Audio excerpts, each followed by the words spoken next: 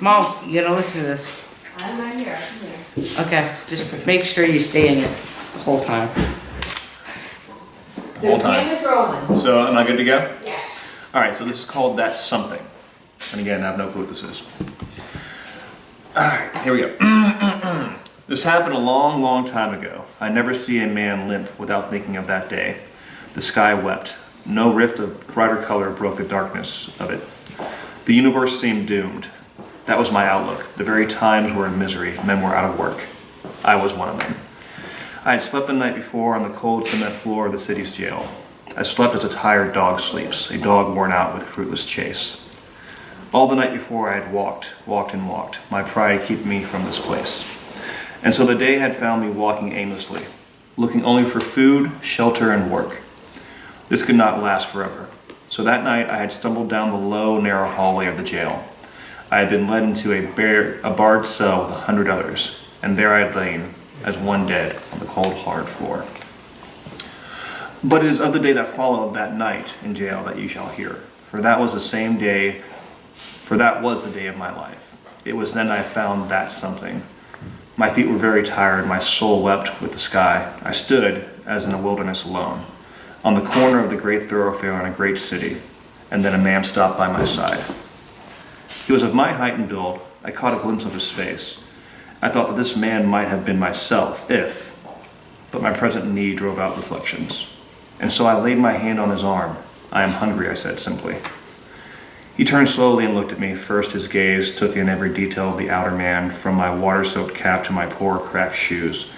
And then, through my eyes, he seemed to search my soul. I stood there abashed. I laugh when I think about it now, but then it was different. Well, he said presently, suppose you were fed, what then? I shifted my weight from one tired foot to the other. Well, I tried to get a job somewhere, I muttered after a moment. You tried? He asked. Yes, try, I answered.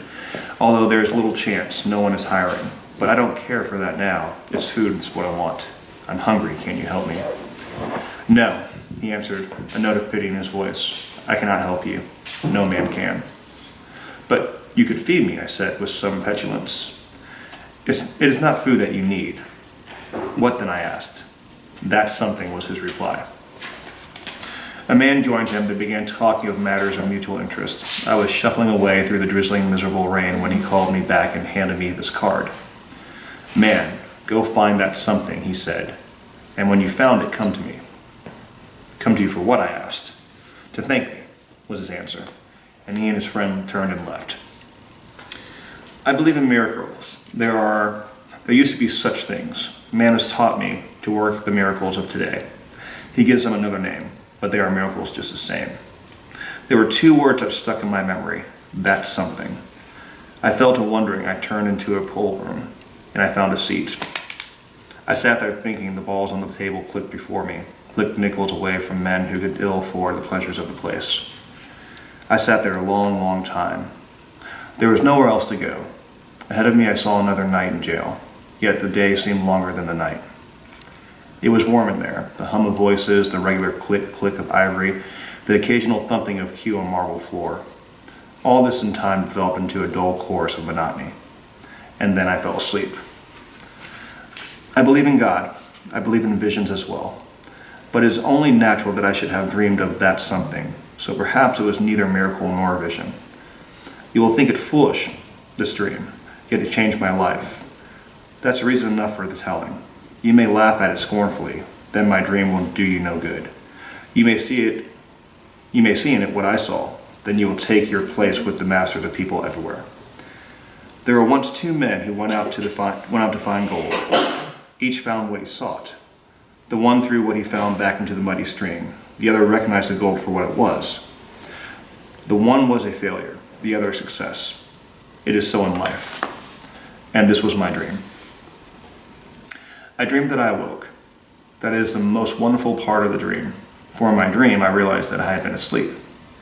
A long, long sleep from the very beginning of things, and I saw myself there in the pool room asleep. Then I saw myself stir, my eyes opened, and I dreamed that I saw. What waked me, I asked in my dream. You waked yourself, answered a voice nearby.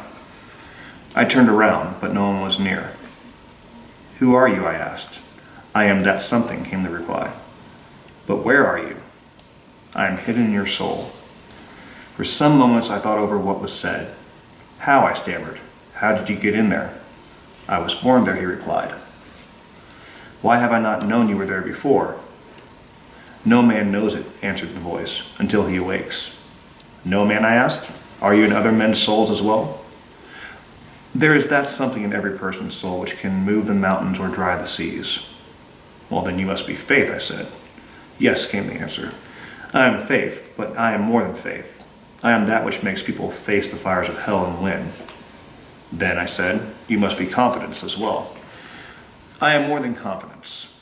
I am that which makes the babbling brooks lift worlds upon their wavelets. You are power, I cried. I am more than power, answered the voice. I am that which makes wretched failures lift themselves and rule the world. Then you must be ambition, I know you now. Yes, answered the voice. I am all that you say, faith, confidence, power, ambition, and more, for greater than all is that something. I am that which every man must find in his soul, or else he will be but a clutterer on the earth on which he lives. But how can a person find you, I asked. Even as you are finding me now, came the answer. First you must awaken, then seek, and when you have found, you must learn to control. Control what, I asked, confused. Well, that's something, came the reply. Borrow it from your soul and baptize your life with it. Anoint your eyes that you may see, anoint your ears that you may hear, anoint your heart that you may be. But tell me, I cried frantically, for the voice was trailing off to almost nothing. How can I do this? How? Well, this is a secret, came the voice to me as a whisper on the gentle breeze of springtime. The talisman of success, which write upon your memory in letters of fire. Yes, what is the talisman? These words, I will. And then I awoke with a start. A man was shaking me roughly. Clean out of here, he was saying. We ain't running no free room in house for bums. If you want to sleep, take a sleeper, but get out of here. I will, answered unthinkingly, as I turned toward the door of the place. I will. My words brought my dreams back to me, vividly. I stood in the doorway, peering out into the rain. A boy with a dozen bundles stopped near me to shift his load. I will help you, son, I said, and I laughed gladly as I took half his load and started with him down the street. Gee, mister, he said, that's pretty square of you. How far are you going this way? Where are you taking these things, I asked. He told me. Why, that's right, where I'm going, I answered in mock surprise. And so we hurried on our way. It was then the clouds began to break. Before we had gone halfway, the sun peeped out, and the boy by my side laughed with pure delight. By golly, mister, she's going to be some handsome day tomorrow, isn't she? It will, I answered absently. He looked up at me, startled by my answer, started to ask a question, though thought better of it, and giving me another strange look, trudged on in silence. When he had delivered his packages, he turned towards the thoroughfare, and as I followed, he asked me, with the innocent impertinence of boyhood, Say, mister, where do you work? Why, I'm working for you right now. It's good work, don't you think? But ain't you got no steady job? Yes, I answered firmly, I will. Again he cast at me a quizzical look, and quickened his pace. We went together to the store where he worked. It was the grandest in the city. We hurried through the doorway at the rear, and I found myself in a large room. A man stepped up to me and asked what I wanted. I have come here to work. What department, he asked. Who sent you? There were many men in there packing boxes. Before I could answer his questions, someone called him and he hurried away. I took off my coat and hung it on a nail near where the other men had hung theirs. I started to work, following the example of those near me. A half hour later, the man who first accosted me passed. Oh, he said as he passed by me. So they put you at it while I was gone, did they? I'm doing my best, sir, I answered, and I drove a nail home with a bang. And so I worked until 6 o'clock, and the sun was very bright outside. When the 6 o'clock bell rang, the man began filing by the clock. Did they give you a number? No. Then I told him my name, he gave me a number, and I punched out. The boy was waiting for me at the door. How'd you get the job, he asked curiously. Why? That was secured for me before I showed up, here I answered. Who got it for you? That something was my answer. Quit your stringing me along, sir. How'd you get on? I seen a dozen men trying to get in on the work this morning and they were all turned down. But I explained with a smile. They never had found that something. He again favored me with a strange look. Say, where do you live? He asked finally. I'm going to find a place now, I answered. "Well, say," he cried, "my mom keeps a boarding house, and it's all right too. Why don't you come up to my place?" There was but one other boarder. He was a professor of numerology. He's a professor of a number of ology branches at a nearby denominational college. He was a little man with unreasonable hair on his face and very little on his head. He wore thick glasses perched on a beaked nose. His eyes were small and black like shoe buttons. He watched me covertly as I ate. When the meal was finished, he invited me to sit with him in his room. "I hope you don't think me prying," said he when we were seated, "but I have been trying to figure you out." "Yes?" "Yes," he reiterated. "And I have come to the conclusion that you are a student of sociology." I laughed at that. "Bobby tells me you're packing boxes down at the store." I nodded. Then he said triumphantly, "Of course, it is for the study of the conditions of the working masses that you're down there." "Yes," I admitted, "I'm very much interested in the conditions of the masses right now." "Then you can help me. I'm writing a series of papers on that very subject. Will you answer me this, please? What is it that keeps the underdog down? Why is it that the upper 10 possess that what the lower 10,000 do not?" "Why," I answered, "it's that something." "What do you mean, education, environment?" Through my mind flashed a picture of my boyhood. I saw my home. I remember the tender care of my parents, the love of a mother, the guiding hand of a father. I saw myself in college, at the head of my class. I remember the day that when I was given a sheet of parchment and was told I was a master of arts.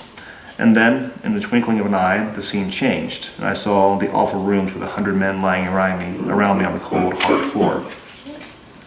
No, I answered thoughtfully. It is neither of those things. That something is different entirely. I just don't know what it is myself, but I'm going to find it, pin it down, and then I will tell you more of it. As I looked into his face, I noticed the same puzzled expression as a boy had worn. So, by mutual consent, the subject changed, and we talked about trivial things. And for a week or more, I packed boxes and drove nails. I was a good packer. I made that something work with me all the time. One day I noticed the shipping clerk had ahead of him more than he could handle. There were idle men in the department. They could do nothing until he checked on them. I laid down my hammer and walked over to where he stood. I'm here to help you this afternoon, I said simply. He looked up with a start. "Oh," he exclaimed. Then, "Well, that's good. I'm glad they have sensed enough to give me somebody to help out at last." He handed me a bunch of papers and made room for me at the desk. Then he left to attend to the men who were idle. The shipping clerk was out of the room when the superintendent on the department passed by. "So they got you helping Dickie out," he said. I shrugged my shoulders without looking up and continued figuring. When I left the room that night, the same superintendent joined me. "Say," he said, as we turned up the street, "I never did just get onto how you were put in there. What's the idea? Working to learn the business?" "Yes," I answered with confidence. "Just that. I am to learn every detail of it." "Well, I thought something of the kind. Which one of them are you kin to?" "I do not think it's wise to discuss that at this time," was my answer. "Oh, sure," he hastened to say. "I don't mean to be inquisitive. Anything I can do to help you, just let me know." And then he left me. The shipping clerk was a bright young fellow. I liked him, and he liked me. One day, shortly after I had received my first raise in wages, he came to me with a problem. That night, I stayed down with him, and we worked it out together. We soon got in the habit of staying down one night of every week and working over his systems. He lacked originality. I helped him. He had been doing things just like the fellows before him had done. The business had been growing rapidly, practically doubled. We worked out an improvised system. We worked out and improved his system. We drew up forms. We planned it out in every detail. One day he carried our plans to the man in authority. A question came up that the shipping clerk did not quite understand, and so they sent for me. I was a well-dressed man at this time, nothing flashy, nothing loud, but well-clothed. That had been my first investment. My approach was far from that of a sniveling beggar who had asked a man on the street for food. The man in authority looked at me in surprise. "Who are you?" I handed him my card. These cards were my second investment. He thumbed it in a moment of silence. "You are packing boxes?" he asked incredulously. "I am in the packing room temporarily," I replied. And then he went over to the shipping clerk's plans and details. "I think they're all right," the man in authority finally said. "I'll have these forms sent to the printer in the morning." As we turned to leave the office, he called me back. "How long have you been in the packing room?" 63 days, I answered. "You've been there long enough. There's nothing more for you to learn, is there?" "No." He studied me a while in silence. Funny, neither of them has ever said anything about you to me, he said at length, speaking half to himself. I suppose the old man's idea was for you to work out your own salvation. Is that it? In a way, I replied. What any man accomplishes must eventually come from that something within him. He pondered this for a moment, though. Then he scrawled a few words on a piece of paper. Hand this to Perkins in the auditing department tomorrow morning, and we'll see how you show up there. I thanked him and turned to leave the room. And say, calling back a second time, better forget about my having said anything about your relations with the old man.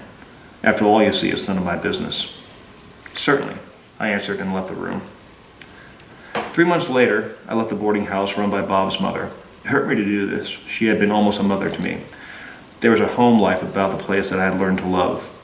Even the little hairyology professor and his fanciful thoughts had become dear to me, but that something demanded that I move on, and so I moved up the hill.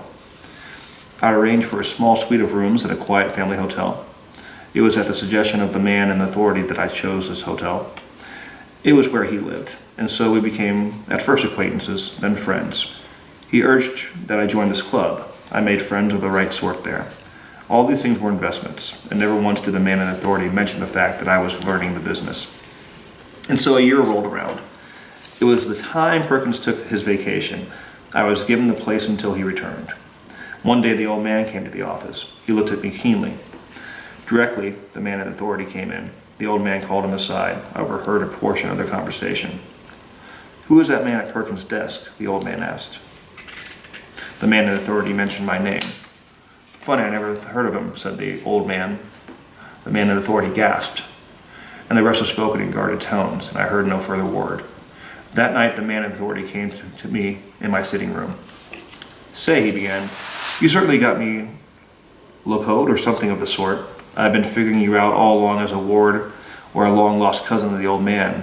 Now today he comes in and jumps on me about putting you in this place of responsibility without first knowing all about you. Of course I know you're all right, he added kindly, but by Jupiter I'm placed in a deucedly unholy kind of light anyhow. What's all the trouble, I asked. My work going wrong?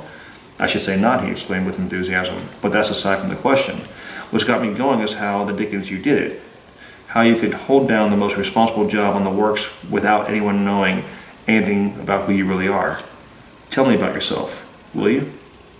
Well, I began in a sing-song voice. I was born of poor but honest parents in a quaint little hamlet of Virginia, where the rising sun, oh drat the history and the rising sun, tell me who you are kin to, or who's backing you up. It's pool that counts these days. Who gave you the start with the company? I leaned back in my leather chair. Memory brought back the picture of that drab day of just a year before, and that brought to my mind the card that had been given me, and I had thought not of it again until this minute. I arose and went to a closet where hung the very suit I'd worn that eventful day. I kept it as a souvenir of my awakening, and, as I had hoped, the card was in the pocket of the shabby vest. For the first time, I read the engraved name, Matthew Morrison Randolph Bonds. I handed it to the man in authority. He read it with wondering eyes, for Mr. Randolph was a silent partner in the business. Impossible coincidence? You may think so. I know people who believe success is impossible, and to them success is impossible, but I'll tell you it is how it happened. Funny, Randolph never mentioned your name to the old man, said the man in authority. Anyway, I wish I'd known this when he was talking about you today. Well, I'm glad you didn't, I answered with a short laugh. Why? He asked, puzzled. Go to the phone and call Randolph. I think he'll tell you why. But, he began, go on, call him. I want you to. In a moment, Randolph was on the line. Ask him, I insisted. The man in authority did so. I watched the changing expressions on his face. You say you never heard of the man, gasped the man in authority. Why, he's holding the most responsible job in the place. Better let me talk to Randolph, I interrupted. His hand was trembling as he surrendered the phone. Mr. Randolph, I said, I know you do not remember my name, for I'm quite sure you never heard of it. You may, however, remember one miserable day, a year ago, when a beggar asked you for some food.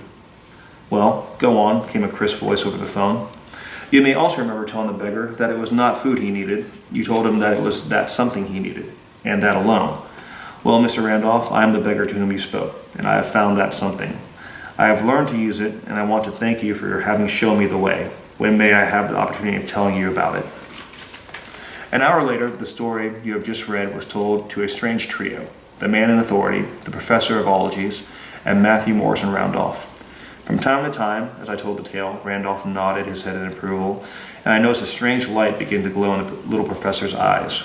When I had finished, we sat a long time in silence, broken at last by Randolph, who said, "And now tell me, just what you think that something really is." I shook my head in dismay. "You folks know as much about it as I do," I answered. "But of this one thing I'm convinced, through and through. It is real power as truly as the electric current. It is a power of the inner being, the fuel of the soul machine. It is the one thing necessary. We are all of us much alike. We have come into the world all animals of a type. All of us have the sense, equally developed. And then we begin to live, animals all, until we wake that something of the soul. We live as a horse lives. We bear on our muscle that those that have found that something. We bear on them up the mountains to take their places among the masters of people everywhere. That something lies dormant in every soul until aroused. With many, it sleeps until the last great sleep. Sometimes it does not awake until the man stands tottering on the border of the grave. Sometimes it is found by a child playing in its mother's knees. Some men have sneered and called it luck. Luck is but a fleeting fortune. That something is the highway to their home. A person's success depends alone on that something of his soul. Abraham Lincoln found it when a lad. It warmed the cold floor on which he lay and studied. It added light to the flickering glow of wood fire that he might see to read. It spurred him on and on and on. That something is an awesome force. It made a puny Corsican the ruler of the world. It made a thin-chested bookkeeper the money king of a great country. It made Edison the great man of his age. It made Carnegie. It made Woodrow Wilson. It made Roosevelt. It can make you, and it is your soul. Awake that something now. Again, the silence followed. I watched the professor of many ologies.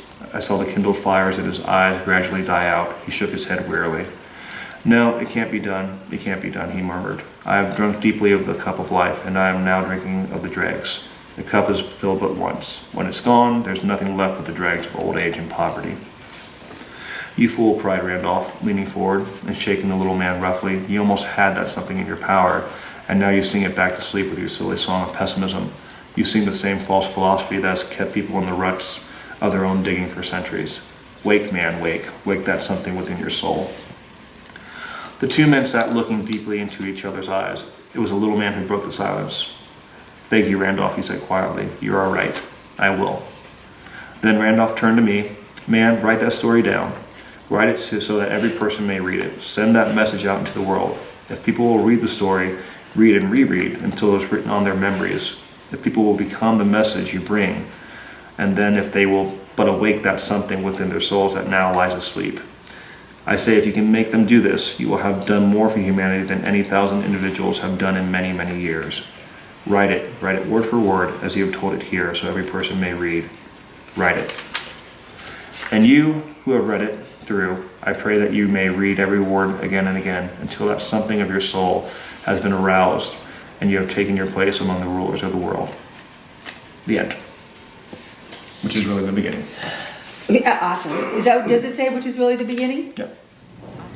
You're gonna go through a lot in your life where you learn about how things are done and what is true and what is not true and how things are accomplished. And eventually you come to a point where you don't know what is real anymore and how you accomplish things. And because you've learned so many different ways of doing it and you believe you've been right the whole time. And sometimes you found that you were wrong.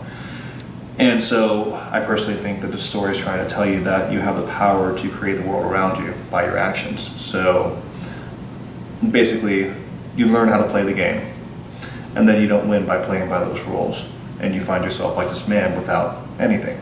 So how do you find yourself? How do you make progress? Well, you do it by creating it yourself.